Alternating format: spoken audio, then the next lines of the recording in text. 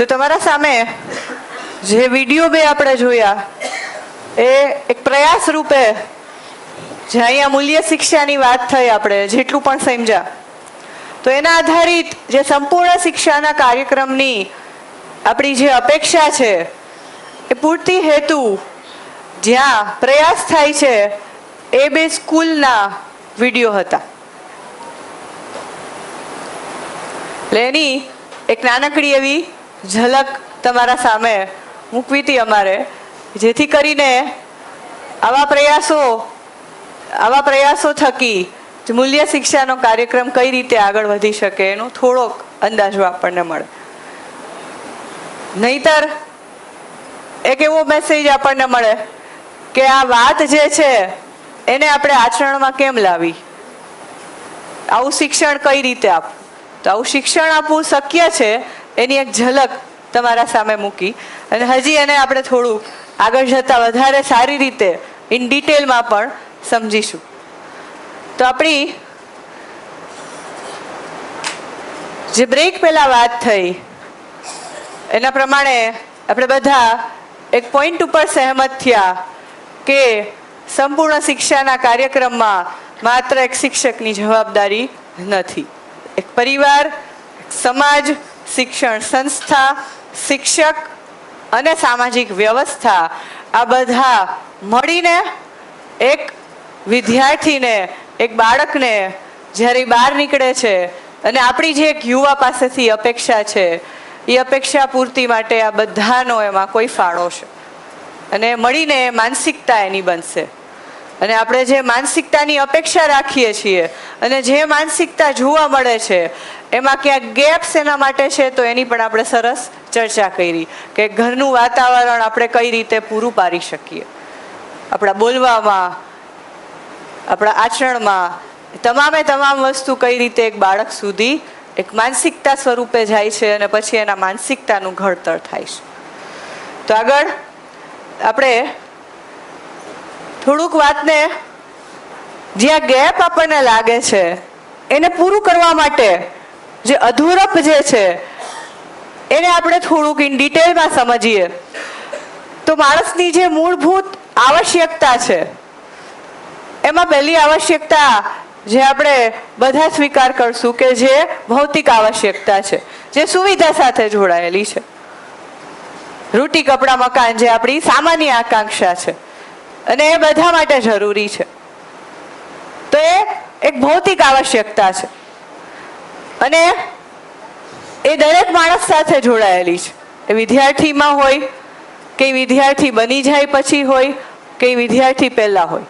તો અહીંયા આપણે હવે મૂળ માણસને કેન્દ્રમાં રાખીને વાત કરીએ.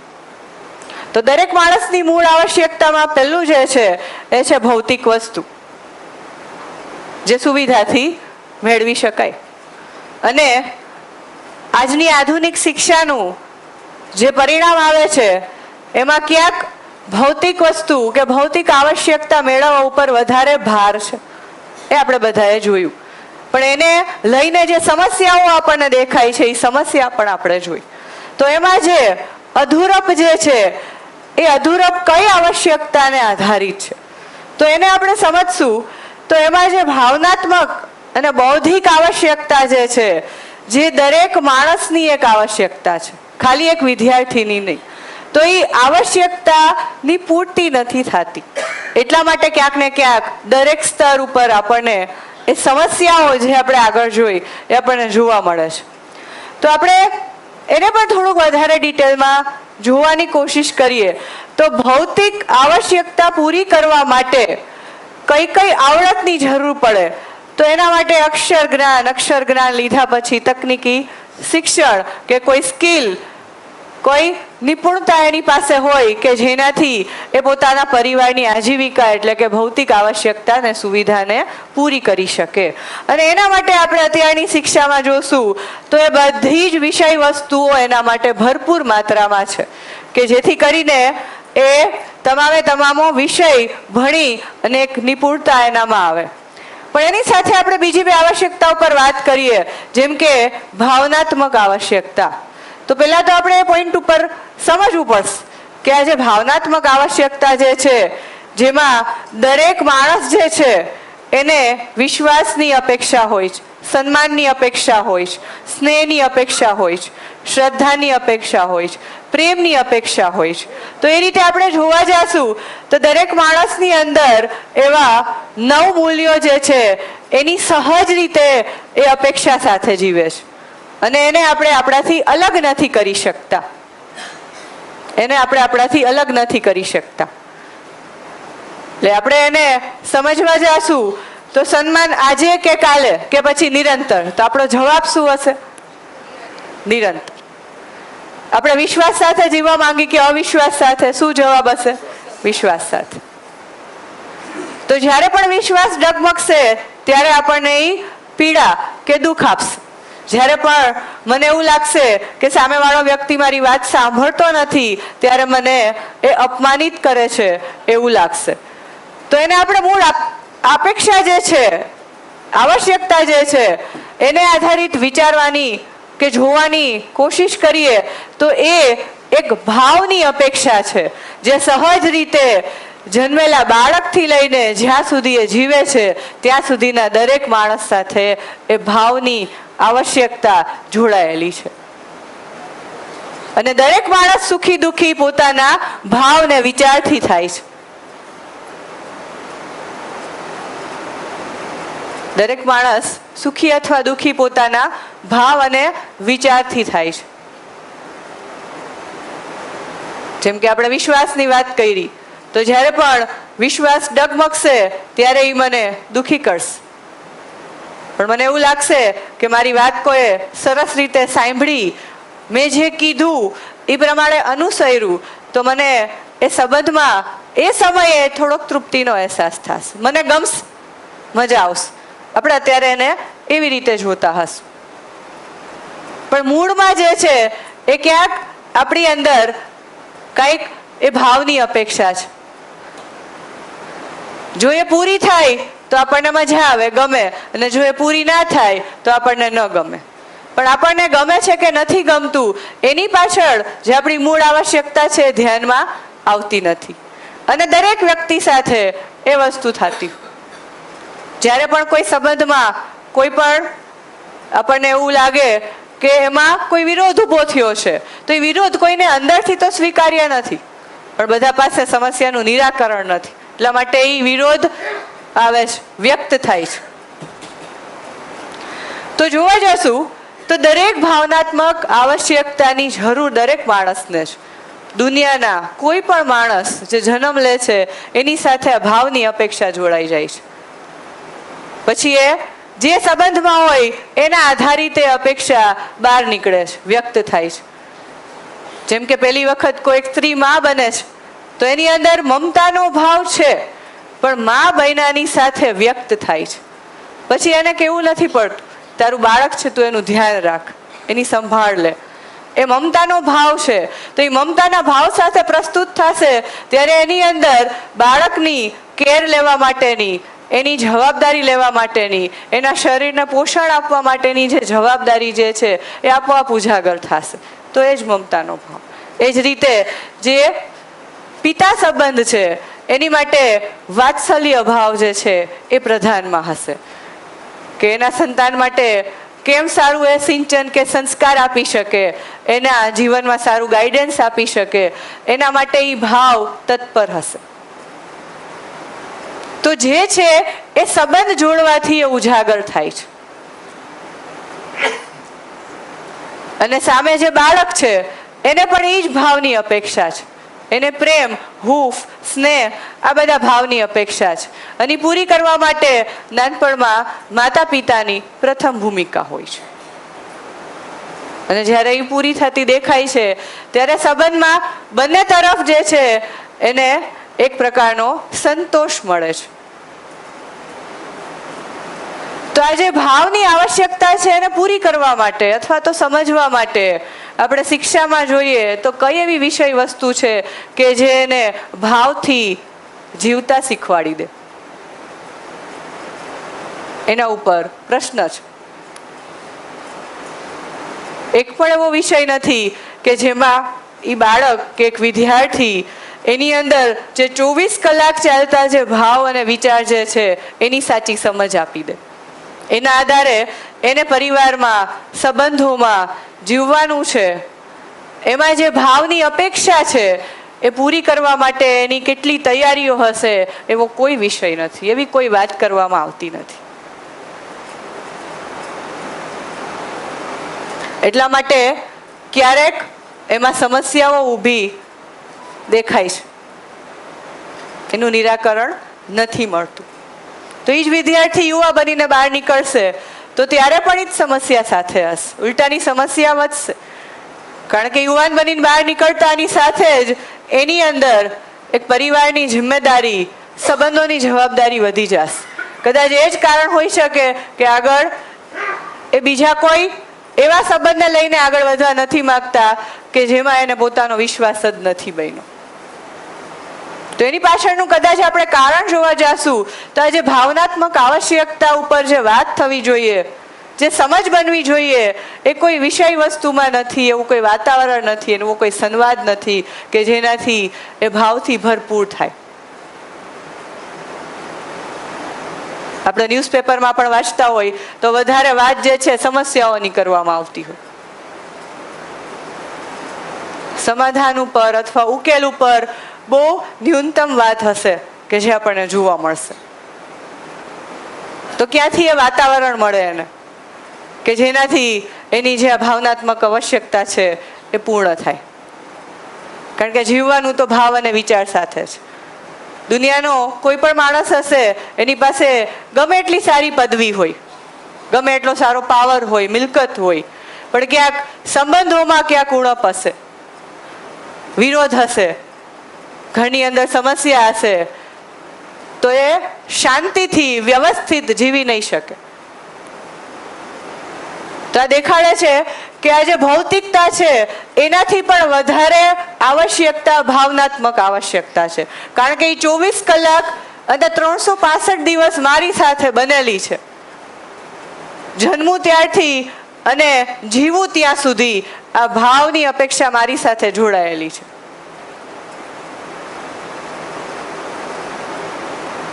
અને એનાથી પણ આગળ આપણે જોવા જાશું તો જે બૌદ્ધિક આવશ્યકતા છે, બૌદ્ધિક આવશ્યકતાને આપણે થોડુંક શોર્ટમાં સમજીએ તો મારા જીવન અને આ સંપૂર્ણ અસ્તિત્વને લઈને જેટલા પણ પ્રશ્ન છે એ પ્રશ્નના ઉકેલ મારા પાસે હોય. આપણે જોયું હશે કે ઘરની અંદર નાનકડું બાળક જે છે જેમ જેમ મોટું થાય ઘણા પ્રશ્નો પૂછતું હોય. આ આવું કેમ છે, આવું શું કામે છે? એના બહુ નાના નાના પેલા પ્રશ્ન હોય કે આ પંખો આમ જ કેમ ફરે છે? અને સૌથી વધારે પ્રશ્ન એના ઘરને લઈને હશે, કારણ કે એ જ્યાં રહે છે, જેની આસપાસ રહે છે, એ વસ્તુને લઈને, એ સંબંધને લઈને, એ વ્યક્તિને લઈને એને જોઈને એના પ્રશ્નો બનશે. જેમ જેમ એ ઘરની બહાર જશે તો બહારના પ્રશ્નો પણ વધશે. તો એના ઉપરથી આપણે એવું સમજી શકીએ કે દરેક બાળક જે છે એની અંદર જાણવાની, સમજવાની જિજ્ઞાસા છે. એને એના દરેક પ્રશ્નોનો ઉકેલ જોઈશે, પણ કદાચ એની જિજ્ઞાસાની પૂર્તિ નથી થતી. આજે શિક્ષક તરીકે ઘણા લોકોએ કામ કર્યું હશે તો કદાચ એ એક અનુભવ હશે કે આ ઘણી વખત આપણે કંઈક બાળકને કે વિદ્યાર્થીને કોઈ વિષયનો એક ટોપિક સમજાવવા જાય પણ એની જિજ્ઞાસા જ નથી બની હોતી, તો એ સમયે એ કેટલું શીખી શકશે? એને ગોખી લેવું અલગ વસ્તુ છે, એને સમજવું અલગ વસ્તુ છે. જો આપણે એના પર બળજબરીથી તું અત્યારે જ શીખી લે એવું પ્રેશર કરવામાં આવશે તો કદાચ એ વસ્તુને ગોખી લેશે, માહિતી, સૂચના આવી જશે, પણ એને લઈને એની ખરેખર જિજ્ઞાસા જે છે કે જેનાથી એ એકમાંથી બીજા બે પ્રશ્નો જાણવાની એની જિજ્ઞાસા બને, એ ઉજાગર નહીં થાય. તો એક શિક્ષકનું મારા ખ્યાલથી કામ એ છે કે બાળકની અંદર જે જિજ્ઞાસા જે છે એ જિજ્ઞાસાને જાણી અને એને અનુરૂપ એને વિષય વસ્તુ આપી, એને પૂરતું વાતાવરણ આપી, જેથી કરી એને બીજી બે નવી વસ્તુ જાણવાનું મન થાય. અને એના દરેક પ્રશ્નોના ઉકેલ મળે. પણ એ ક્યારે મળી શકે? એ સૌથી પહેલા પ્રશ્ન એના ઘરમાં એના મમ્મી પપ્પાને કે એના દાદા દાદીને પૂછશે. જો એની પાસે એના પ્રશ્નના ઉકેલ નહીં હોય, ઉત્તર નહીં હોય, તો એ બહાર જશે ત્યારે શિક્ષકને પૂછશે, મિત્રોને પૂછશે, સમાજમાં બીજા કોઈ વર્ગને પૂછશે. પણ ધીરે ધીરે બની શકે કે એવા ઘણા પ્રશ્નો હોય જે નાનપણથી આપણને બહુ નાના લાગતા હોય, પણ મોટા થતા થતા એની જિજ્ઞાસા જ શાંત થઈ જાય, પ્રશ્નો જ ઓછા થઈ જાય. આજે અમે લોકો હાયર એજ્યુકેશનમાં છીએ તો અમે જોઈ છીએ કે આજે મોટા વિદ્યાર્થીઓને પ્રશ્નો ખૂબ ઓછા છે. એની સામે નાના છોકરાઓ કે બાળકો હોય એના ખૂબ વધારે પ્રશ્ન છે. તો એ વિદ્યાર્થી પહેલા તો નાનું બાળક જ હતું, ત્યારે તો એના ઘણા પ્રશ્ન હતા. તો કેમ મોટું થતા થતા એના પ્રશ્નો બંધ થઈ ગયા? કારણ કે એની અંદરની જે જાણવાની કંઈક જિજ્ઞાસા જે છે, એ જિજ્ઞાસાનો કદાચ સાચો ઉકેલ નથી મળ્યો, અને જે છે એવું એને એની સાથે એને માની લીધું છે કે હવે આવું જ રહેવાનું છે. એટલે કદાચ પ્રશ્ન હોય છતાં પણ એ પૂછી નથી શકતો. અને આપણે બધા પણ એક પેલા વિદ્યાર્થી હશું જ, એક જન્મથી એક નાના બાળક સ્વરૂપે જ આપણે મોટા થયા હશું. બની શકે કે આપણા પણ આવા જ કંઈક એવા પ્રશ્ન હોય. જ્યાં રહી છીએ, જે કરીએ છીએ, જે રીતે જીવીએ છીએ, તો એમાં ઘણી બધી વાત આવી જશે જે મારી માનસિકતાનું રોપણ કરશે. તો દરેકની અંદર, દરેક માણસના જીવનમાં આ એક આવશ્યકતા છે કે દરેક વસ્તુ જાણવા સમજવા માંગે છે. એનો એની પાસે ઉકેલ નથી, ત્યારે એ સમસ્યા સ્વરૂપે દેખાય છે. તો 3 આવશ્યકતા આપણે જોઈએ તો એ દરેક માણસ સાથે જોડાયેલી છે, ખાલી એક વિદ્યાર્થી સાથે નહીં.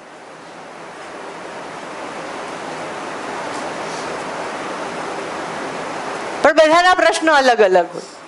જ્યાં મારું ધ્યાન જશે ત્યાંના મને પ્રશ્ન થશે.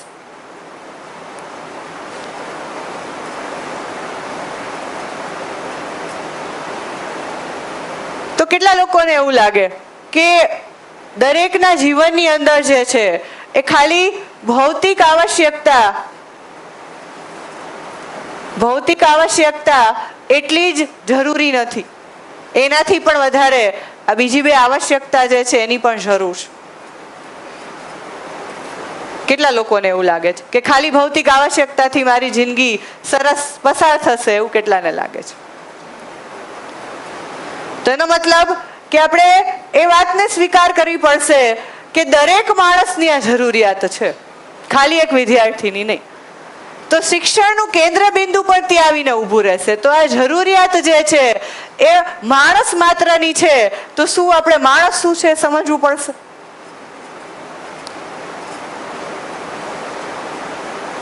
તો વાત ત્યાં આવીને ઊભી રહેશે કે માણસ શું છે સમજવું પડશે. એનાથી આગળ જાશું તો માણસે કેમ જીવવું એ સમજવું પડશે. અને આ બધા ભાવની વાત કરી એ પણ દરેક સાથે જોડાયેલા છે. દુનિયાના કોઈ પણ વ્યક્તિને પૂછીએ તો એના માટે આવશ્યકતા છે જ. કોઈ મને એવો જવાબ નહીં આપે કે ના અમારે અવિશ્વાસ સાથે જીવવું છે, સન્માન સાથે નથી જીવવું, મારે વિરોધ સાથે જીવવું છે, એવો કોઈ પણનો જવાબ નહીં હોય. તો એનાથી આપણને ખ્યાલ આવશે, ધ્યાન જશે કે આવશ્યકતા બધા માટેની છે, માણસ માત્રની છે.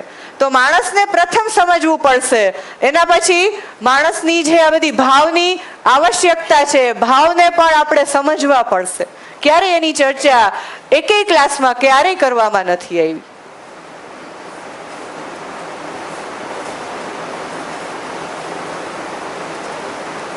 અને એ જ રીતે માણસે તમામ જે પ્રશ્ન છે, વ્યક્તિગત, પારિવારિક, ધાર્મિક, આધ્યાત્મિક, સામાજિક, એ બધા પ્રશ્નોના ઉકેલ કે ઉત્તર પણ જ્યારે એક માણસને કેન્દ્રમાં રાખીને સમજશું ત્યારે સહજ રીતે બધાને જે સ્વીકાર છે એ જ એના જવાબ તરીકે આપણને મળશે.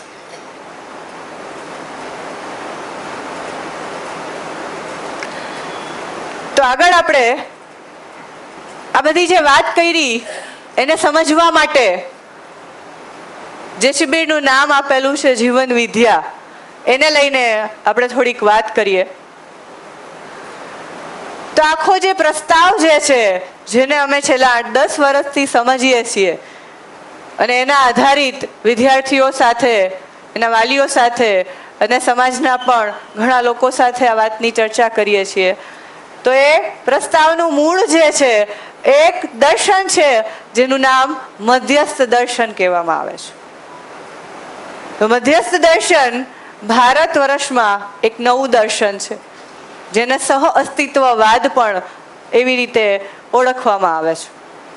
અને એના જે પ્રણેતા છે અગ્રહાર નાગરાજજી, જેનો ફોટો અહીંયા છે, એમના થકી આ પ્રતિપાદિત છે. મધ્યસ્થ દર્શન જે છે એ અસ્તિત્વમૂલક માનવ કેન્દ્રિત ચિંતન છે. તો આ વાતને થોડુંક આપણે આગળ જતા સમજશું કે આ અસ્તિત્વ મૂલક એટલે મૂળમાં અસ્તિત્વ, કેન્દ્રમાં માનવ, એના ઉપરનું આખું ચિંતન જે છે એ ખરેખર કેવા શું માંગે છે. અને આ જે મધ્યસ્થ દર્શન છે એનો અર્થ થાય છે કે વાસ્તવિકતા એટલે અસ્તિત્વગત વાસ્તવિકતા જે છે, વાસ્તવિકતા એટલે કે માણસ હોવું એક વાસ્તવિકતા છે. માણસની અંદર આ ભાવની અપેક્ષા, તો આ ભાવ એક વાસ્તવિકતા છે. માણસ જેની સાથે જીવે છે, સંબંધ, પરિવાર એક વાસ્તવિકતા છે, સમાજ એક વાસ્તવિકતા છે. એવી રીતે અસ્તિત્વની સંપૂર્ણ વસ્તુ કે જેની સાથે આપણે જોડાયેલા છીએ, જીવીએ છીએ, એ તમામે તમામ એક વાસ્તવિકતા છે. તો એ વાસ્તવિકતાનો અર્થ શું છે એ સમજવા માટે અને પ્રકટ કરવા માટે થઈને આ એક દર્શનનું આજે નાગરાજજી છે એમના દ્વારા પ્રતિપાદિત થયેલું છે. તો મધ્યસ્થ દર્શન અસ્તિત્વમાં અનુભવની જ અભિવ્યક્તિ, સંપ્રેષણા અને પ્રકાશન છે. એટલે કે અનુભવનો મતલબ કે આપણે જે કંઈ પણ વાત કરી એ વાતને આપણે સંપૂર્ણ રીતે સમજી લઈએ, જીવી લઈએ અને એને પ્રમાણ કરી શકીએ, એટલા સક્ષમ, એટલા યોગ્ય બની જાય ત્યારે આપણે અસ્તિત્વગત જે વાસ્તવિકતા છે એનો અનુભવ કર્યો કહેવાય. તો મધ્યસ્થ દર્શન જે છે એ કોઈ એક વ્યક્તિ, નાગરાજજી, કે જેને અસ્તિત્વગત વાસ્તવિકતાનો અનુભવ કર્યો છે અને લોકો સામે, સમાજ સામે એની અભિવ્યક્તિ, સંપ્રેષણા અને પ્રકાશન સ્વરૂપે આપણને આપેલું છે. અને બીજી વસ્તુ કે એ કોઈ દર્શન, વિચાર, ચિંતન, શાસ્ત્ર અથવા સ્મૃતિ પર આધારિત નથી. એટલે આપણે આ વસ્તુને અત્યાર સુધી કંઈ પણ ધર્મ ગ્રંથ, શાસ્ત્રો સાથે જોડીને જોવાનું નથી, કારણ કે આનું નામ જ એક મધ્યસ્થ દર્શન એટલે કાંઈક નવું દર્શન છે. પહેલાં આપણે એને વ્યવસ્થિત રીતે સમજવું પડશે, પછી કદાચ એક સ્થિતિમાં આવીએ કે અન્ય દર્શન સાથે આપણે એને જોડી શકીએ કે નહીં. બીજી વસ્તુ કે આ સ્વતંત્ર રૂપમાં એક યથાર્થ જ્ઞાનનું ભાષાકરણ છે. યથાર્થ એટલે કે જે છે એ જ રીતે એને ઓળખવું. જેમ માણસનું હોવું એક વાસ્તવિકતા છે, એ રીતે તમામે તમામ વસ્તુ કે જેની વાસ્તવિકતા છે, જે યથાર્થ છે, એને આપણે જેવું છે એવા જ અર્થમાં સમજવું. બીજી વસ્તુ કે આ દર્શન આપણને કઈ રીતે ઉપયોગી થાય. તો આ દર્શન જે છે એ માણસના જીવનના બધા જ આયામો અને બધી જ પરિસ્થિતિઓ, જેની આપણે સવારે વાત કરી, એ પરિસ્થિતિઓ અને આયામો સંબંધિત જેટલા પણ પ્રશ્નો છે માણસના, એના ઉકેલ સ્વરૂપે એક સાર્વભૌમ સ્વરૂપ શું હોઈ શકે એ સ્વરૂપ આપણને મધ્યસ્થ દર્શનમાંથી મળે છે. અને એનો જ અભ્યાસ અમે લોકો કરીએ છીએ.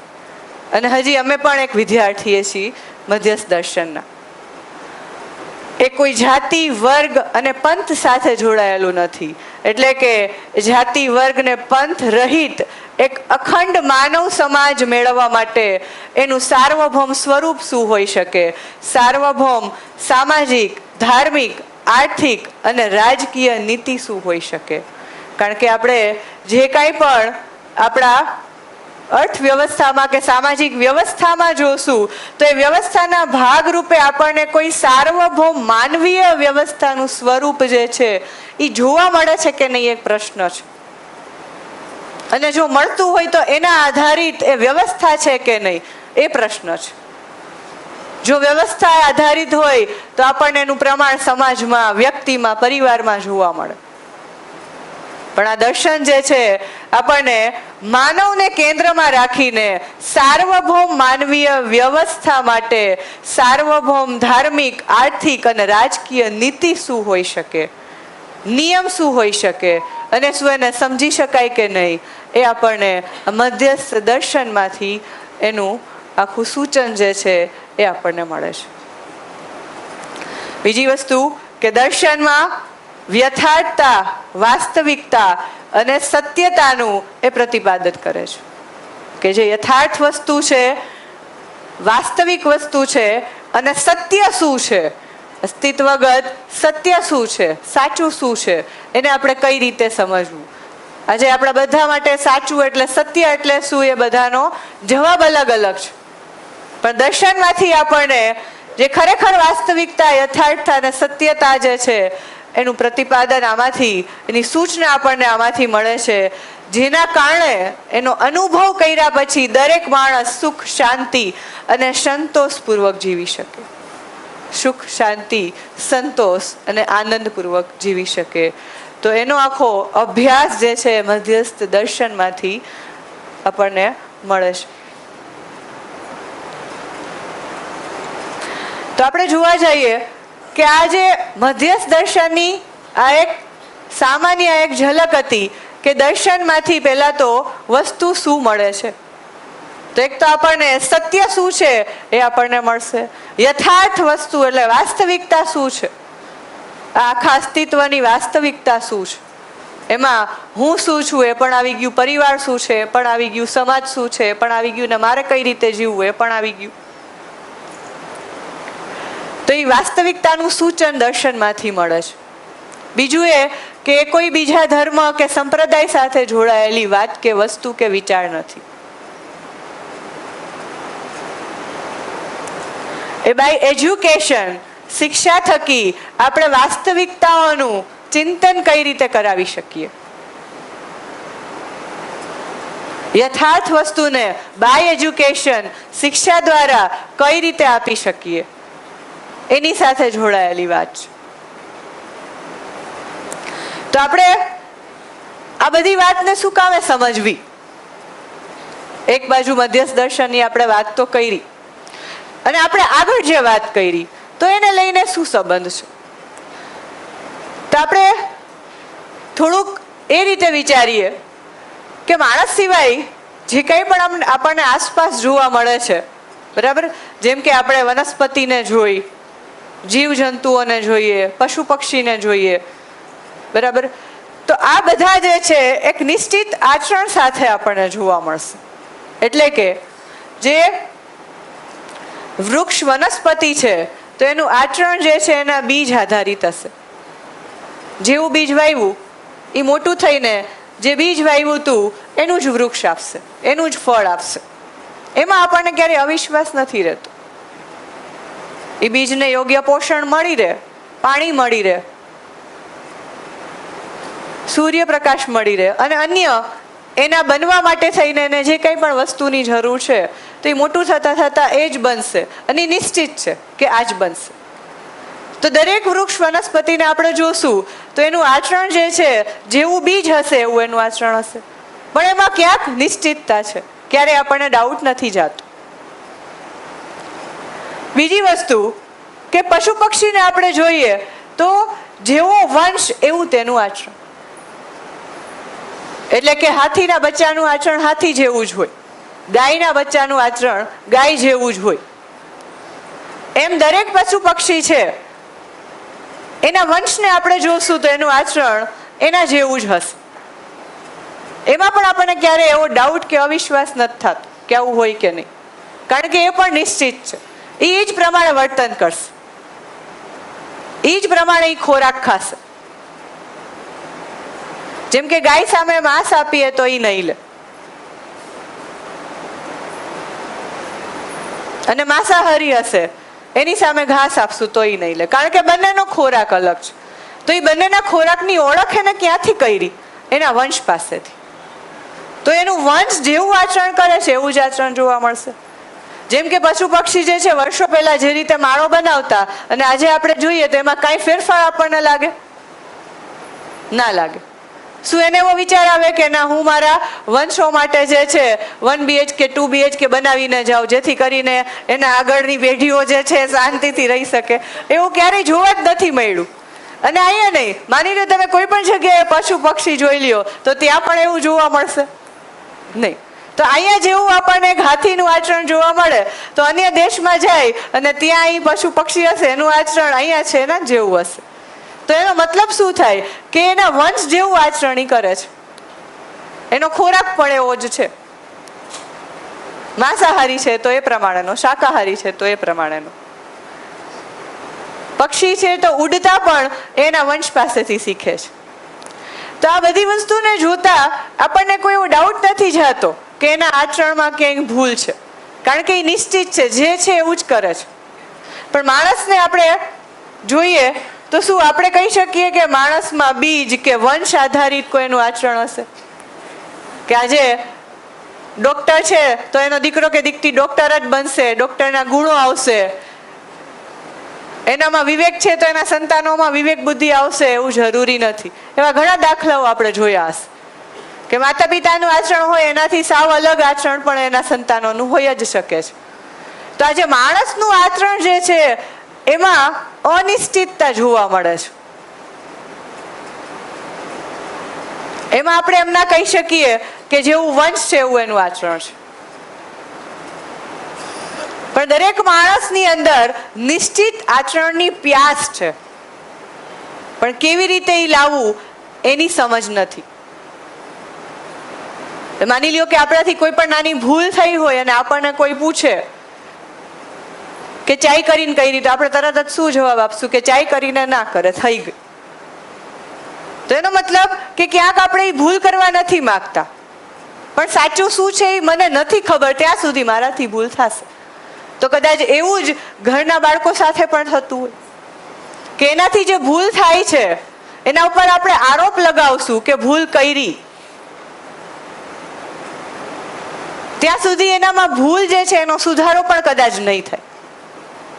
કારણ કે ભૂલ કરી એ ધ્યાન આકર્ષણ કરાવવા માટે બરાબર છે, પણ એ ભૂલને કેમ સુધારવી અને સાચું શું છે એ આપણે નહીં બતાવી શકીએ તો એ ભૂલ રિપીટ જ થવાની છે, એનું નિરાકરણ નહીં મળે. અને આપણને જો એવું લાગે કે ભૂલ કરવાથી માણસ શીખતો હોય તો વર્ષો પહેલા જે ભૂલો થતી તો આજની તારીખમાં એ ભૂલો વધવી જોઈએ કે ઘટવી જોઈએ? શું લાગે? ઘટવી જોઈએ, પણ વધતી જતી દેખાય છે આપણને. એમાં કોઈ સુધારો નથી, એમાં તો વધારો થાય છે.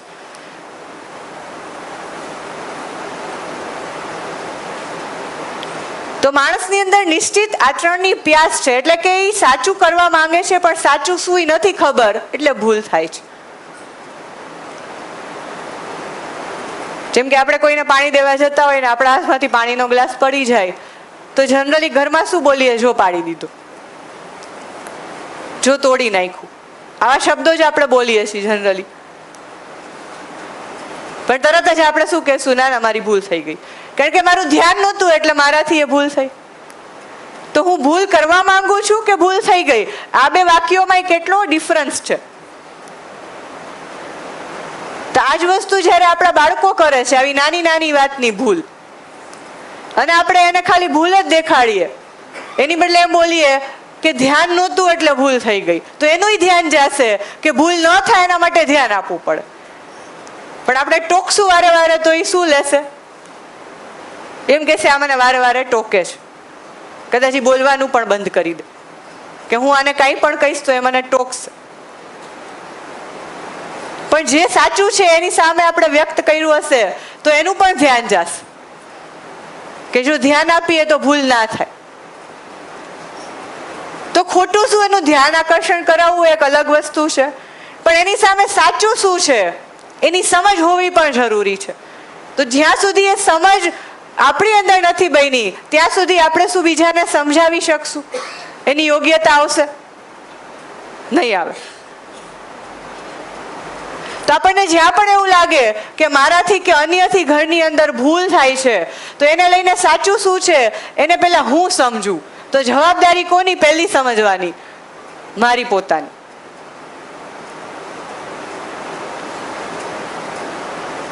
તો મારી સમજવાની જવાબદારી મારા પોતાના માટે. કારણ કે શાંતિ કોઈને કોને જોઈએ છે? મારા. સુખી કોને થવું છે? મારા. પહેલું તો હું જાઉં ને.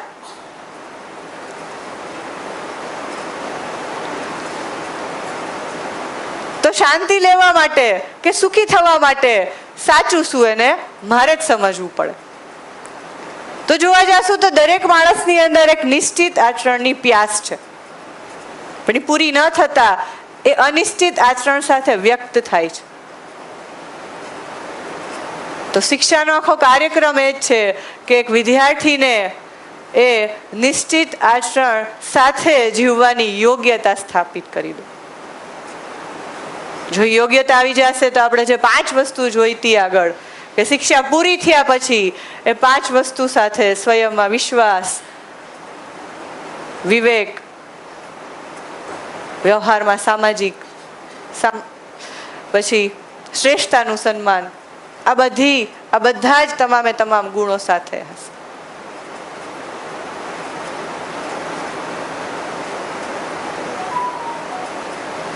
તો કેટલા લોકો સ્વીકારે કે ના વાત જે છે એ બરાબર છે? અને જો આપણને મધ્યસ્થ દર્શનમાંથી નિશ્ચિત આચરણનો રસ્તો મળતો હોય તો એને સમજવા માટે કેટલા લોકોનું મન બને?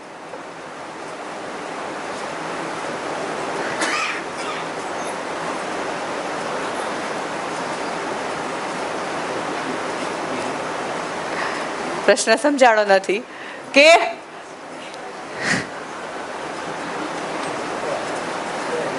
થોડાક પ્રશ્ન પૂછવા પડશે પાછા.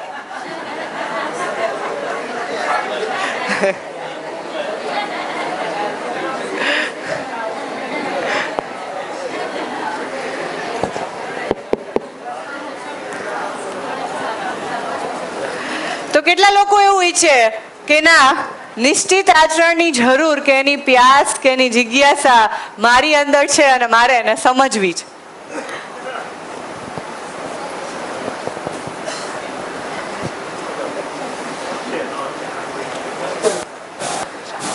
અને કોઈ એવું ઉદાહરણ આપવાની કોશિશ કરશે કે આપણા ઘરની અંદર જે અનિશ્ચિત આચરણ હોય છે એનાથી કઈ સમસ્યાઓ કે ભૂલો આપણે જોઈ શકીએ ઘરની અંદર.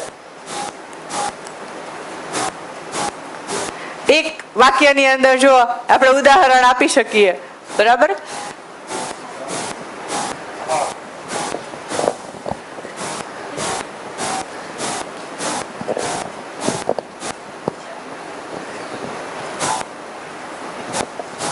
આપણે કન્યા કેળવણીને પ્રોત્સાહન તો આપ્યું, પણ પાછળ સમસ્યાઓ બહુ ઊભી થઈ ગઈ છે. આજ દીકરીને ભણાવે છે તો દીકરીના મા બાપ એમ કહે છે કે અમારી છોકરી રસોડામાં કામ નહીં.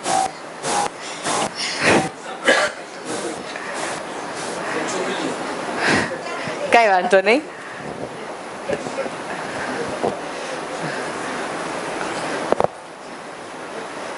તો પ્રશ્ન ફરીથી મૂકી દઉં કે એટલે હવે ધીરે ધીરે બધા જાગી જશે. તો આપણે વાત એ કરતા હતા કે દરેકને નિશ્ચિત આચરણ સાથે જીવવું છે, પણ સાચું શું એ ખબર નથી, એટલે ક્યાંક મારા જ આચરણમાં અનિશ્ચિતતા આવી જાય છે. ક્યારે મારું વર્તન કેવું હશે એની મારા માટે થઈને જ નિશ્ચિતતા નથી. તો આપણે આપણા ઘર પરિવારમાં કોઈ એવું ઉદાહરણ સાથે બતાવી શકીએ જેથી કરીને બધા લોકો સુધી વાત પહોંચે કે અનિશ્ચિત આચરણ જે છે એનાથી કેવી ભૂલ કે સમસ્યાઓ જોવા મળતી હોય. હા, માસીને સાંભળીએ.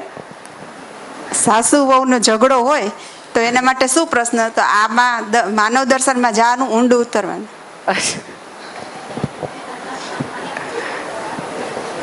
ઓકે, સરસ. હા, ત્યાં દીદીને કંઈક પૂછવું છે.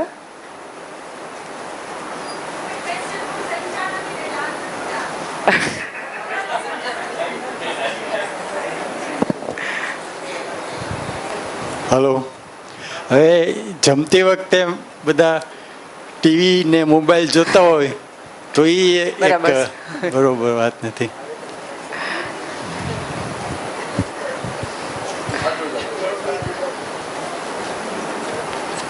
હજી કોઈ આમ એકદમ જે મેં પાણીના ગ્લાસ વાળું ઉદાહરણ આપ્યું, કદાચ કેટલાય સાંભળ્યું હશે, ત્યારે બધા અહીંયા હતા કે નહીં હાજર એની જાણ. મારા જ ઘરનું ઉદાહરણ આપું તો ક્યારેક હા. મારી દીકરી ઉપર કારણ વગરનો હું સમજતી હોઉં પણ ગુસ્સો થઈ ગયો હોય, હા. પછી એને સોરી કહી દઉં છું તો એનું સોલ્યુશન મળી જાય છે. એ સમજી જાય છે કે મમ્મીને ત્યારે મગજ ઠેકાણે નહોતો એટલે ગુસ્સો થઈ ગયો હતો, પણ જો હું સામે સોરી ન બોલું તો એની મારા પ્રત્યેની જે ભાવના છે એ આખી અલગ જ થઈ જાય. એટલે આપણાથી નહીં, ભૂલ થતી જ હોય, હું એમ કહું છું, પણ એ ભૂલનો સ્વીકાર કરી લઈએ તો ઘરમાં મેમ્બર વચ્ચે જે કંઈ અભાવ આવી જાય છે પ્રેમનો, કે જે કંઈ અંતર વધી જાય છે ને એ ન વધી જાય. એટલે ખાલી નાના બાળકોએ નહીં પણ મોટાએ સોરી કહેતા શીખવું પડશે હવે. તો આ વાત ઉપરથી આપણે સમજી શકીએ કે નિશ્ચિત આચરણનો મતલબ કે જે સંબંધમાં આપણે જીવીએ છીએ, જેમ દીદી એક્ઝામ્પલ આપ્યો એમાં મા દીકરીનો એક્ઝામ્પલ હતો, તો દીકરીને એ જ અપેક્ષા હોય કે મમ્મી મારી વાત સારી રીતે, મારી વાતને સમજે અને મને સારી રીતે પ્રેમથી મારી સાથે વાત કરે. તો એમાં ક્યાંક ન સમજવાથી અથવા તો આપણે જ આપણું મન જે છે ક્યાંક અલગ જગ્યાએ છે, ક્યાંક અલગ જગ્યાનો વિરોધ કે ગુસ્સો કે થાક છે અને અલગ રીતે એ કોઈ બીજા સંબંધમાં વ્યક્ત થઈ જાય છે. તો એ અનિશ્ચિતતા છે. તો એ અનિશ્ચિત આચરણ જે છે એ સામેવાળાને સ્વીકાર નથી થતું, એટલા માટે દીકરી એ સ્વીકારી નથી શકતી કે આ અનિશ્ચિત આચરણ, કારણ કે એ અપેક્ષિત નથી. અપેક્ષા શું હોય કે મારી માં નિરંતર મારી સાથે વ્યવસ્થિત વાત કરે, મને સમજાવે, પ્રેમ આપે અને ખોટી વાતને લઈને ગુસ્સો ના કરે. જે હોય એ મને એ જ રીતે સમજાવવાની કોશિશ કરે કે એમાંથી સાચું શું છે હું મેળવી શકું. પણ જ્યારે એ અપેક્ષા પૂરી નથી થતી, કારણ કે ફરીથી જોવા જઈએ તો એમાં મા દીકરી વચ્ચે ફરીથી ભાવ આવી ગયો, તો ગડબડ ક્યાં થઈ? ભાવ સાથે. તો જે ભાવની અપેક્ષા હતી એની પૂર્તિ ના થઈ, એટલે એ અનિશ્ચિત આચરણ સ્વીકાર ન થયું. અને જ્યારે એક માનું પણ ધ્યાન જાય ત્યારે આપણે એટલું તો સમજી શકીએ કે મેં જે કર્યું વર્તન ઈ બરાબર નહોતું, એ અનિશ્ચિત હતું. તો એની પાસે એને સોલ્વ કરવા માટે કદાચ મારી પાસે યોગ્ય સમાધાન કે સમજણ હોય કે નહીં, બરાબર, એટલે કદાચ સોરી કહીને આપણે ટાળી તો દેશું, પણ આગળ જે છે એવું ક્યારેય નહીં બને એની કોઈ ગેરંટી, એની કોઈ ગેરંટી નહીં. તો એના માટે થઈને આપણે સાચી સમજણ જે છે કે જે મા દીકરી વચ્ચે અપેક્ષિત ભાવ જે છે એને સમજવી પડશે, ત્યાં આવવું પડશે. બાકી તો આપણે વસ્તુ આપીને, ગિફ્ટ આપીને ઘણા રીસામણા મનામણા કરતા જ હોય છે, પણ એનાથી સમસ્યાનું સાચું નિરાકરણ નથી આવતું. કે જે નિરંતર એક સમાધાનિત કે એક સમજણ સાથે કોઈ વ્યક્તિ વ્યક્ત થાય, એ ક્યારેય ભૂલ ના કરે એવી કોઈ ગેરંટી નથી જોવા મળતી. એટલે આપણે પહેલા એ ધ્યાન આપવું પડશે, શું મારું આચરણ નિશ્ચિત છે કે અનિશ્ચિત છે. જો મને મારામાં અનિશ્ચિતતા દેખાય તો મારે શું સમજવું, કેટલું સમજવું એના ઉપર ધ્યાન જશે. પણ મને મારું જે છે, મારું વર્તન બરાબર, હું જે કવિ બરાબર, સામેવાળો જે કરે એ સ્વીકાર નહીં, તો સામેવાળાનું અનિશ્ચિત આચરણ મને દેખાશે. આપણે ખોટા છીએ એવું નથી, છે જ, સામેવાળો ભૂલ કરે છે એનો મતલબ એના આચરણમાં પણ અનિશ્ચિતતા તો છે જ, પણ મારા આચરણનું શું? જો મને મારું દેખાવા મળશે તો હું મારે ક્યાં સુધરવું, શું સમજવું એના ઉપર ધ્યાન જશે. બરાબર, આ તો કેવું થાય કે મને નિશ્ચિત આચરણ સાથે કેમ જીવવું મને નથી ખબર, સાચું વર્તન કેમ કરવું મને નથી ખબર, પણ સામેવાળાની ભૂલો દેખાય છે એટલે ભૂલોને વાગોયડા કરી છે. એમાં ઘણી વખત જે પહેલાનું જીવન હોય એમાં આપણે નોકરીમાં કે એમાં વ્યસ્ત હોય એટલે કદાચ આવા વિચારો વધારે ના આવતા હોય, પણ અત્યારે આપણી સ્થિતિ કદાચ એવી છે કે સામે 24 કલાક આપણને આ બધી વાત દેખાતી હોય, સામે આવતી હોય. હા કાકા કંઈક એક્ઝામ્પલ આપવા માંગે છે. સ્વયં શિસ્ત શરૂઆત ત્યાંથી થાય. સ્વયં શિસ્ત ત્યાગીને ભોગવી જાણો.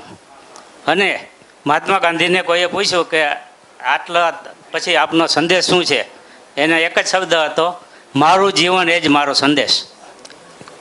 સરસ. પણ હજી મારે દરેકના ઘર પરિવારમાંથી એક ઉદાહરણ જોતું હતું.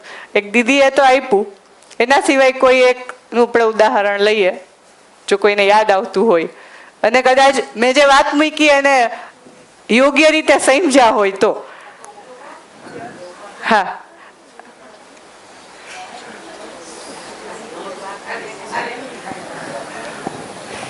હવે વાત તો સાચી છે તમારી કે આપણું ખબર છે કે આપણે આ બરાબર આચરણ નથી કરી રહ્યા, પણ જો અમે નવરા છીએ ને તો મને જોવા ગમે સિરિયલ ને એ બધું. અને મારો પોતરો છે 10મીમાં, તો હું એને કહું કે બકા મોબાઈલ નહીં લેવાનો, પૂરી મહેનત કરવાની છે બકા. અને પછી હું મોબાઈલ જોતી હોઉં ત્યારે મારો બેટો મને બા, મેં કીધું હા બેટા. તો પછી મેં શું એનો ઈલાજ કર્યો કે એ ન હોય ને સ્કૂલે ગયો હોય ત્યારે હું જોઈ નાખું છું. આ મારું સમાધાન પણ નિરાકરણ મેં ગોઠવ્યું, કારણ કે હું જ મોબાઈલ લઈને બેસીશ તો મારો બેટો એ મારો ગુરુ છે ઘંટાલ. એટલે આવું બધું બનતું હોય છે. આપણે જાણતા છીએ દુર્યોધન જેવું છે, ધર્મ જાણું છું પણ આચરી નથી શકતું. અને અમે નવરાથી તમને ગમે છે એટલે મનગમતી પ્રવૃત્તિ કરવી કઈ ગુનો નથી, પણ આવું બધું ગોટાળા થાય છે ખરા. સરસ. તો આ ગોટાળા થતા એને આપણે ખાલી જોઈ શકીએ કે આ ગોટાળા છે, તો એ મારા ખ્યાલથી ઘણું આગળ કંઈક સુધારો થઈ શકે. બાકી તો ગોટાળો થાય છે, એ ગોટાળો દેખાતોય નથી, પછી એનું સોલ્યુશન તો દૂરની, એનું નિરાકરણ તો અલગ વાત છે. હા બરાબર. તો એક એમાં પોઈન્ટ મૂકી હું મારી વાતને થોડીક આગળ વધારું કે એ બાળકને જે છે કદાચ એ વાતની પણ ખબર પડે કે ગેરહાજરીમાં હું નથી ત્યારે મારા બા જોઈ લે છે, એનો મતલબ આવું પણ કરી શકાય એમ. તો મારે કંઈક જોવું છે તો હું પણ એવા જ ઉપાયો શોધીશ કે બા ઘરે ન હોય, બા સૂઈ ગયા હોય ત્યારે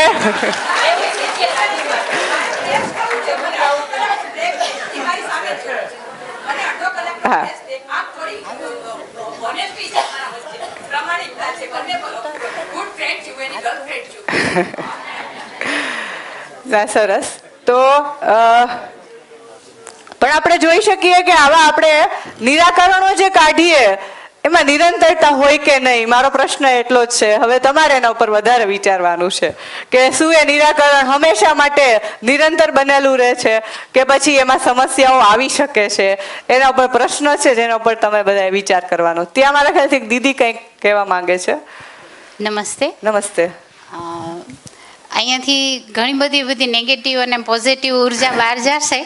આજે હું બધા વડીલોને એક નમ્ર વિનંતી કરું છું કે એમણે આપણી પાછળ ઘણી બધી મહેનત કરી છે, તો એક નેગેટિવ તમારા વિચાર અહીંયા મૂકતા જાજો. અહીંયા એટલી બધી સરસ પોઝિટિવ ઉર્જા છે ને કે એ કલેક્ટ કરી લેશે, એને ઇફેક્ટ નહીં થાય. અહીંથી બહારે જાઓ ત્યારે એક પોઝિટિવ તમારી અંદર, એક માણસની અંદર ઈગો હોય છે પોતાની ભૂલ કબૂલવી, પણ એ તમે તમારી અંદર જ નક્કી કરીને જાઓ કે આજે હું અહીંથી બહાર જઈશ એટલે મારી અંદર આ સુધારો લઈ આવીશ. જેમ કે મેડમે અત્યારે જે વાત કરી, મારા ઘરનું ઉદાહરણ આપું કે ઘણી વખતે હું કોઈ પ્રોપર વ્યક્તિ નહીં, પણ એમ કહેવાય કે ભાઈ રસોઈ નથી થઈ તો હું ઘણીવાર મારા મિસ્ટરને કહું કે સાહેબ એમ કહો ને કે રસોઈ થઈ ગઈ. સવાલ એક જ છે, અર્થ બે નીકળે છે. તો હું ઘણી વખત મારા છોકરાને પણ કહું કે દીકા આમ બોલસ એના કરતા મમ્મી રસોઈ થઈ ગઈ ઈ બોલ, અથવા મમ્મી હજી નથી થઈ, વસ્તુ બે એક જ છે. તો આપણે અહીંયાથી ઘણું બધું સારું લઈ જઈ શકીએ. એ આપણી અંદર છે. કહેવાય છે કે દરેક જીવની અંદર એક શિવ છે, એ શિવને કેમ જાગૃત કરવું એ આપણી અંદર છે. એ તો આપણને જ્ઞાન આપે છે, પણ લેવું કેટલું લેવું, કેવી રીતે લેવું એ આપણી અંદર છે. પગથિયા ઉતરતા ઉતરતા એક નિર્ણય શિવનું નામ લઈને લેતા જજો, એમનું અત્યારે બોલેલું 100% ઉપર લેખે લાગશે. Thank you. સરસ. દીદીએ સરસ વાત કરી. તો એમણે જે વાત કરી પોઝિટિવ નેગેટિવ, એને લઈને એક નાનકડો ઉદાહરણ આપવા માંગીશ કે જેનો પ્રયોગ કદાચ અમે કરીએ છીએ. આપણી સાથે અંકિતભાઈ અહીંયા બેઠા હતા, તો એમની દીકરી જ્યારથી નાની હતી ત્યારથી એમણે ઘરમાં પ્રયોગ કર્યો કે કંઈ પણ ભૂલ કરે અથવા અન્ય પણ કોઈ ભૂલ કરે તો એ દીકરીને એમ ના કહેતા કે આપણે એને ખીજાશું. તો ખીજાશું શબ્દની બદલે એમ કહેતા કે આપણે એને સમજાવશું. વિચારીએ કે શબ્દમાં પણ કેટલો તફાવત હોય છે કે આપણે એને ખીજાશું તો ક્યાંક એવો મેસેજ જશે કે આપણે એના વિરોધમાં છીએ. સમજાવશું એટલે આપણે એના પક્ષમાં છીએ, પણ જે ભૂલ છે એને આપણું ધ્યાન આકર્ષણ કરાવશું. તો આ બંને વાતમાં ખાલી ભાષાથી પણ કેટલી ઇફેક્ટ જતી હોય. તો આગળ જતા એ જ બાળક મોટું થશે ત્યારે એ સમજી શકશે કે ખીજાવું એ ઉકેલ નથી, સમજાવવું એ જ ઉકેલ છે. અને એ જ વસ્તુ હું પણ મારા ઘરમાં પ્રયોગ કરું છું મારી દીકરી સાથે. તો મને પણ એ વસ્તુ જોવા મળે છે કે બાળકની અંદર એક ભાષાથી જ ખીજાવું અને સમજાવવું આ બંને વસ્તુ અલગ છે એ વસ્તુ એને દેખાય છે. કારણ કે ખાલી બોલવાનું પણ નથી. આપણે બોલીએ કે સમજાવું પણ આપણે આમ ખીજાતા હોય તો એને પણ સમજાવવું ના કહેવાય. તો સમજાવવા માટે પણ આપણો ભાવ અને ભાવ સાથે વ્યક્ત કરેલી આપણી ભાષા એ બાળક સુધી પહોંચે છે. તો આ એક નાનકડું ઉદાહરણ હતું કે પોઝિટિવ નેગેટિવની વાત હતી. તો એવી ઘરમાં ઘણી બધી વસ્તુઓ હશે કે જેને આપણે રોજ ને રોજ જેની સાથે જીવતા હશું, ક્યારેક એની સાથે સંઘર્ષમાં પણ રહેતા હશું. તો ક્યાંક એમાં પોતાનું આચરણ કેટલું છે, કેટલું સ્થિર છે, કેટલું નિશ્ચિત છે, જો એ વાતનું ધ્યાન જશે, ઈમાનદારી સાથે ખાલી આપણે આપણા મનને જવાબ આપશું તો પણ ઘણા બધા પ્રોબ્લેમ્સ કે ઘણી બધી સમસ્યાઓનો હલ દેખાવા મળશે. હળવા થઈ જશું કે હા અહીંયા ક્યાંક મારી પણ ભૂલ છે. કારણ કે એ પણ એક મોટી વસ્તુ છે કે મારું આચરણ નિશ્ચિત નથી અથવા તો મારી ભૂલ ક્યાંક થાય છે અને હું સ્વીકાર કરી શકું મનથી. સ્વીકારીશ નહીં ત્યાં સુધી એ ભૂલને સુધારવા માટેના પ્રયાસ જ નહીં થાય. અને એ પણ બાળક જોવે છે. એટલા માટે હું વારે વારે સંબંધોને વચ્ચે લાવું છું. કારણ કે બાળકમાં એટલી સમજણ જે છે આવવા માંડે છે કે પોતાની ભૂલ છે એ ભૂલનો સ્વીકાર કરવો કે નહીં. તો આપણે આપણી ભૂલને સ્વીકાર નહીં કરી શકતા હોય તો કદાચ બાળક પણ નહીં સ્વીકારી શકે. એટલે આપણને એવું લાગે કે આ નાનું બાળક પણ અત્યારે કેટલું ઈગો વાળું હોય છે કે મને આવડે છે. તો આપણે સમજવાની જરૂર છે કે એ વસ્તુ ક્યાંથી શીખવું હશે. બરાબર. જો એ કદાચ આપણને દેખાશે તો પછી ઈ અને આપણે બંને સાથે મળીને કંઈક સમજી શકીએ એ રીતે આગળ વધશું. સરસ. તો હવે મારા ખ્યાલથી બધાનું મન ફરીથી સેશનમાં આવી ગયું છે તો આગળની આપણે થોડીક વાત કરી શકશું. સરસ. પણ તમારા જે કંઈ પણ ઉદાહરણો આવે છે એમ આપણી પોતાની પરિવારની વાત આપણે અહીંયા મૂકશું તો જ આ સમજવાનો કાર્યક્રમ જે છે એ સફળ થશે. નકર ખાલી અહીંયાથી બોલવામાં આવે અને તમને સારું તો લાગે પણ એના આપણા જીવનમાં આપણે જ્યારે ઉતારશું, જોઈ શકશું અને એના આધારિત આપણે કંઈક સારું અપનાવી શકશું તો એ કદાચ અમારા માટે સક્સેસફુલ કાર્યક્રમ કહેવાશે. તો આપણે વાત ત્યાં હતી કે પ્રકૃતિની અંદર માણસ સિવાય દરેકનું આચરણ નિશ્ચિત છે. એને શીખવાડવું કે સમજાવવું નથી પડતું. વૃક્ષને કે પશુ પક્ષીને કંઈ શીખવાડવું નથી પડતું કે આ રીતે આચરણ કરવાનું. પશુ પક્ષીનું વંશ છે એવું એનું આચરણ, વનસ્પતિનું એના બીજ જેવું આચરણ. ખાલી માણસ જ છે કે એનું આચરણ અનિશ્ચિત છે પણ નિશ્ચિતતાની પ્યાસ છે. હા કંઈક હા. અને એનું આચરણ જે છે એ એના શિક્ષા અને સંસ્કાર દ્વારા એનું આચરણ જે છે એ બને છે. એમાં કોઈ વંશ આધારિત આચરણ નથી, કોઈ બીજ આધારિત આચરણ નથી. તો જેવા શિક્ષા સંસ્કાર એ વ્યક્તિમાં હશે એ પ્રમાણે એનું આચરણ આપણને જોવા મળશે. ઘણી વખત એવું પણ બનતું હોય કે ઘરની અંદર એક બાળક કે એક વ્યક્તિ હોય એને કદાચ આપણે 10 સારી વસ્તુ શીખવાડવી ન હોય પણ એ શીખી ગયું હોય તો એનું સહજ આચરણ છે, સહજ સંસ્કાર છે કે જે એની સાથે આવેલા છે.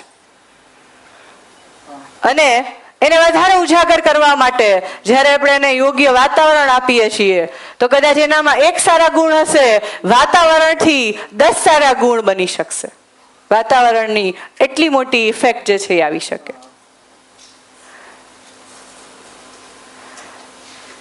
તો જેમ મેં એક નાનકડું એક્ઝામ્પલ આપ્યો તો ખીજાવું ને સમજાવું. તો આનાથી કેટલો મોટો ચેન્જ થઈ શકે. તેવા કેટલા બધા એક્ઝામ્પલ્સ હશે, કેટલી બધી વસ્તુ હશે કે જે આપણે ઘરમાં, આપણા આચરણમાં, સામેવાળાના આચરણમાં જોઈ શકશું. તો વાતને થોડીક આગળ સમજવા માટે આખું અસ્તિત્વ જે છે એનું થોડુંક વર્ગીકરણ આપણે કરીએ તો આપણી આસપાસ આપણને જે કાંઈ પણ દેખાય છે કે જોવા મળે છે એને ખાલી આપણે માત્ર એક નામ આપીને સમજીએ તો આપણને એ 4 અવસ્થા સ્વરૂપે જોવા મળશે. અને અહીંયા વાત શું કામે મૂકવામાં આવે છે? કારણ કે આપણે જેની સાથે જીવીએ છીએ, જેની માણસને જરૂર છે, એને સમજશું નહીં તો આપણા આચરણમાં ક્યાંક નિશ્ચિતતા પણ નહીં આવે. એટલા માટે આપણું જાણવું જરૂરી છે, સમજવું જરૂરી છે. તો એમાંની એક જે છે પદાર્થ અવસ્થા, એટલે કે મધ્યસ્થ દર્શનની અંદર જે કંઈ પણ વાત કરવામાં આવે છે એમાં અસ્તિત્વગત કે જે 4 અવસ્થા સ્વરૂપે આપણને જોવા મળે એનું નામ સૌપ્રથમ પદાર્થ અવસ્થા. તો આ બધી વસ્તુ આપણે ક્યાંક ભણ્યા હશું, જોયું હશે અને આપણે એનો ઉપયોગ પણ કરતા હશું. જેમ કે પથ્થર, ધાતુ, એ તમામે તમામ વસ્તુ, પદાર્થ કે જેનો રોજિંદા આપણે ઉપયોગ કરીએ છીએ, જેના વગર આપણું જીવન પણ નકામું છે કદાચ. એ જ રીતે બીજું જે છે પ્રાણ અવસ્થા. તો અહીંયા પ્રાણને વૃક્ષો અને વનસ્પતિ સાથે જોડ્યા છે. તો તમામે તમામ વૃક્ષ, વનસ્પતિ અને એની જાતિ, પેટા જાતિને આપણે પ્રાણ અવસ્થામાં રાખશું. તો આપણે એક ધરતીની વાત કરીએ તો એમાં માણસ સિવાય આપણને જે કંઈ પણ જોવા મળે છે એમાં સૌપ્રથમ પદાર્થ, પછી પ્રાણ, પછી જીવ અવસ્થા. તો જીવનો મિનિંગ કે જે પશુ, પક્ષી અને એની જાતિઓ, પેટા જાતિઓ જે છે એને આપણે જીવ અવસ્થાની અંદર લેશું.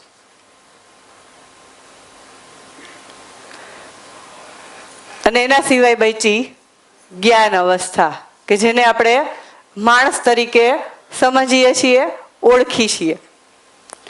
તો 4 અવસ્થા સ્વરૂપે આપણને આખી ધરતી કે અસ્તિત્વ જે છે એ જોવા મળશે. સૌથી વધારે પ્રમાણમાં પદાર્થ, પછી વનસ્પતિ, પછી જીવ, પછી માણસ. તો તમામે તમામ વસ્તુ માણસ માટે કઈ રીતે કામની, અથવા તો અહીંયા આ વાત શું કામે આપણે કરી?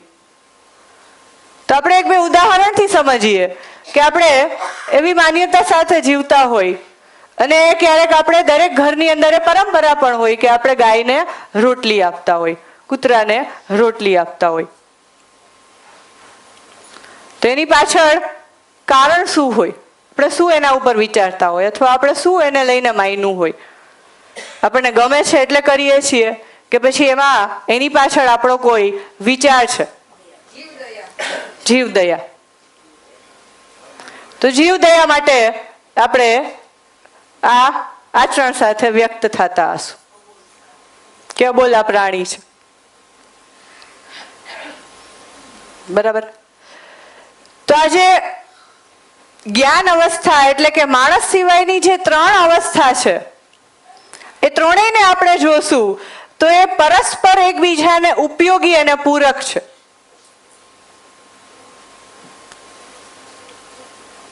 અને એ એક સાથે છે, એ ખંડિત નથી.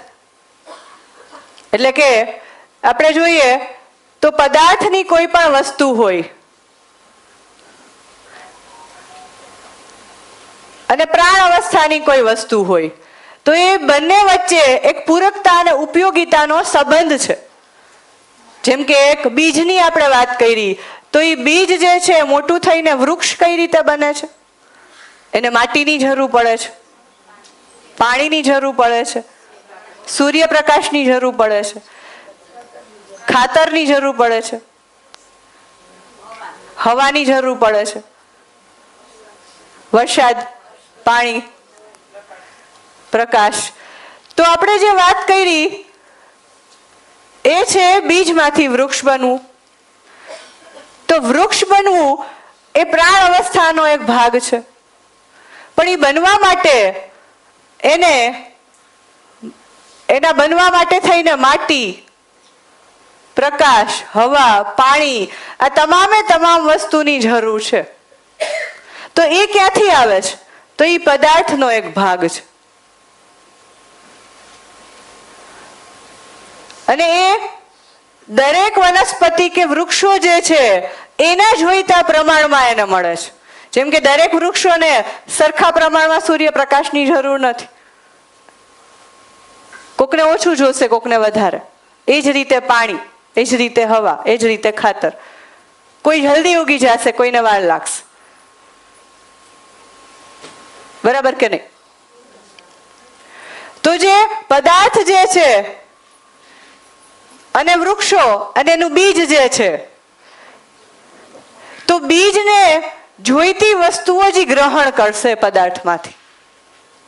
બીજને બનવા માટે જેટલી હવાની જરૂર છે એટલું પોષણ એટલી માત્રામાં એ લેશે. એને એવું નહીં લાગે કે ના ના મારા જેવા બીજા 10 જે છે એ બાજુમાં એક બીજમાંથી ઉગી જાય, એવું એને નહીં લાગે. એમાંથી જેટલી પોસિબિલિટી હશે એટલા જ મોટું વૃક્ષ અથવા તો એ જ માત્રામાં એ ફળ આપશે. અને એને જેટલા પોષણની જરૂર હશે એટલું જ લેશે. એટલા માટે જ આપણે વાત કરી કે નિશ્ચિત આચરણ. તો નાની નાની વસ્તુને આપણે જોશું તો પાણી, હવા, વૃક્ષો આ બધાના આચરણમાં નિશ્ચિતતા છે અને એકબીજાને હંમેશા માટે 24 કલાક માટે ઉપયોગી ને પૂરક છે. એ જ રીતે એક વૃક્ષ મોટું થતા થતા જ્યારે ફળ આપી દેશે પછી શું થશે? એના પાન જે છે એ ખરી જાય. તો એ ખરીને ક્યાં જશે? જમીનમાં જશે. તો એ ફરીથી માટી સાથે એનું મિશ્રણ અથવા હવા સાથે એનું મિશ્રણ થઈ જશે. તો આ જ રીતે અનેકો ઉદાહરણ છે કે જેમાં પદાર્થની ઘણી વસ્તુઓ પ્રાણ અવસ્થાને ઉપયોગી થાય છે. અને એ જ રીતે પ્રાણ અવસ્થા એટલે કે વૃક્ષ બની અને એ પાંદડું ખરી જાય, ખરી ગયા પછી ફરીથી એ પદાર્થ બની જાય. તો આ જે સાયકલ જે છે એ કન્ટિન્યુ અસ્તિત્વમાં ચાલુ રહે છે અને એની નિશ્ચિતતા પણ છે. એ જ રીતે આપણે જોઈએ તો સૂર્ય જે છે એ જે પ્રદક્ષિણા ફરે છે, ધરતી જે છે, પૃથ્વી જે છે એ પ્રદક્ષિણા ફરે છે. તો ક્યારે આપણને એવું નથી લાગતું કે એ ભટકાઈ જશે? કેટલું નિશ્ચિત આચરણ હશે કે એના સમયે ઉગે છે.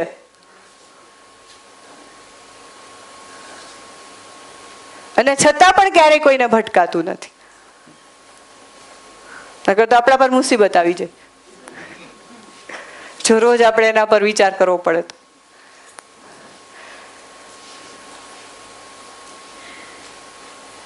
તો કહેવાની વાત એમ છે કે આ અવસ્થાને આપણે જોશું એ જ રીતે જીવ અવસ્થા. પશુ પક્ષીના શરીરના પોષણ અને સંરક્ષણ માટે પણ એને પદાર્થ, પ્રાણ બંનેની જરૂર પડશે. એના વગર એનું જીવન ચાલી શકે? ન ચાલે. તો ત્રણેય અવસ્થા જે છે એકબીજાને હંમેશા માટે પૂરક ને ઉપયોગી છે અને એનું આચરણ પણ હંમેશા નિશ્ચિત છે, એમાં અનિશ્ચિતતા નથી.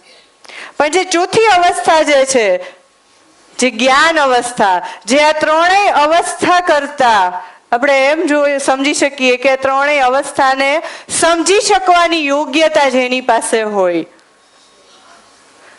જેનું મેધસ્તંત્ર એટલું વિકસિત હોય કે આ તમામે તમામ વસ્તુઓને સમજી શકે, અસ્તિત્વગત વાસ્તવિકતાઓને સમજી શકે, એ યોગ્યતા જેની પાસે હોય એ જ માણસ.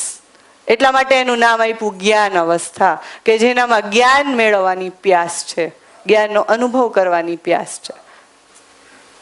પણ આપણે જોઈએ તો આપણે આ ત્રણેય અવસ્થાની સાથે જ જીવીએ છીએ.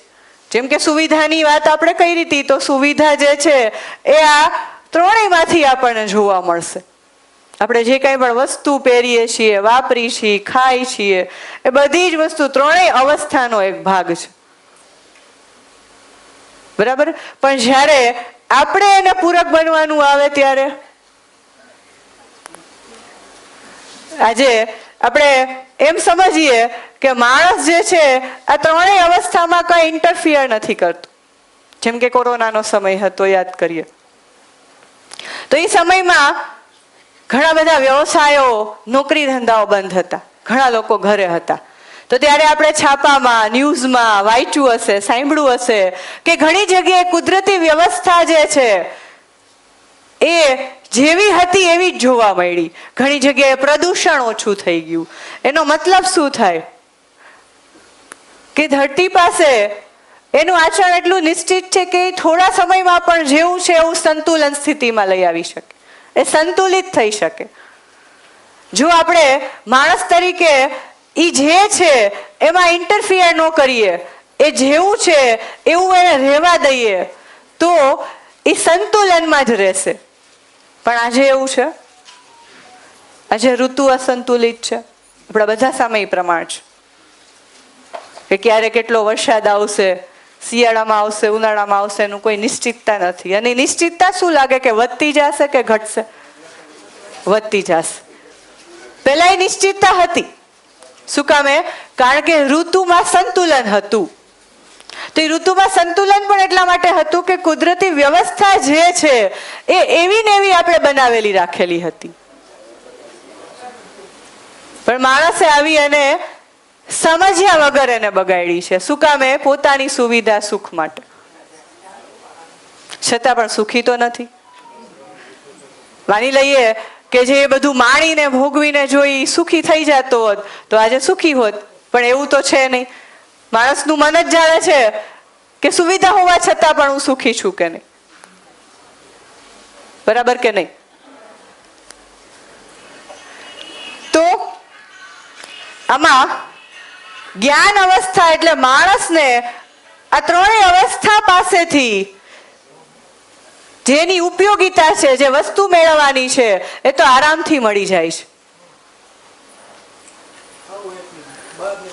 અને આપણે એમ પણ સમજી શકીએ કે ધરતી પર માણસ જ્યારે આવ્યો હશે એની પહેલા આખી ધરતીમાં આ બધી અવસ્થા જે છે એને લઈને એને જોઈતી તમામે તમામ વસ્તુ ઉપલબ્ધ હતી. પછી જ માણસ પ્રવેશ કર્યો હશે.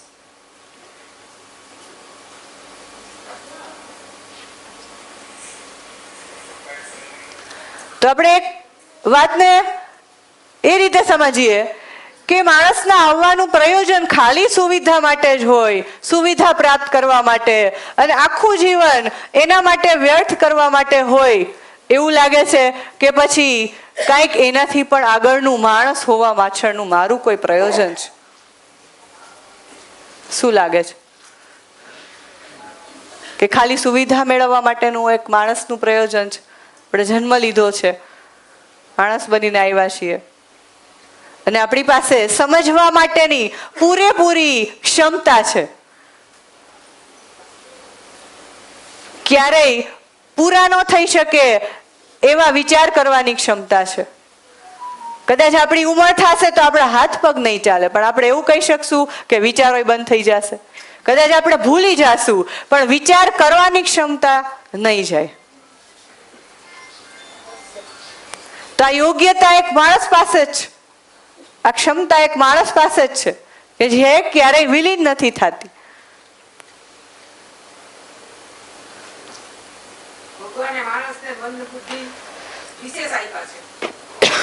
હા, તો જે કંઈ પણ આપણને મળ્યું છે, મન, બુદ્ધિ, જે કંઈ પણ આપણે નામથી એને ઓળખીએ, તો એ કંઈક નિશ્ચિત પ્રયોજન માટે છે. અને પ્રયોજન પૂરું નથી થતું એટલા માટે ક્યાંક અધૂરપ લાગે છે, અને ઉંમર જતાં અધૂરપ પણ વધતી જાય છે. થાય છે કે નહીં? કે જીવનમાં કદાચ બધું મેળવી લીધું પણ છતાંય હજી કંઈક ખૂટે છે એવું લાગે છે, પણ એ સમજાતું કે દેખાતું નથી. પણ જો આપણા સામે એવી કોઈ વાત કરવામાં આવે, પ્રસ્તાવ મૂકવામાં આવે કે ના, આપણા હોવા પાછળનું જે પ્રયોજન જે છે એ પ્રયોજન તમારી સામે રાખવામાં આવે અને અનુરૂપ આપણે સારી રીતે જીવી શકીએ, આનંદથી જીવી શકીએ, સંતોષથી જીવી શકીએ, એ પ્રસ્તાવ આપણી સામે આપવામાં આવે તો આપણી સમજવાની તૈયારી કેટલી.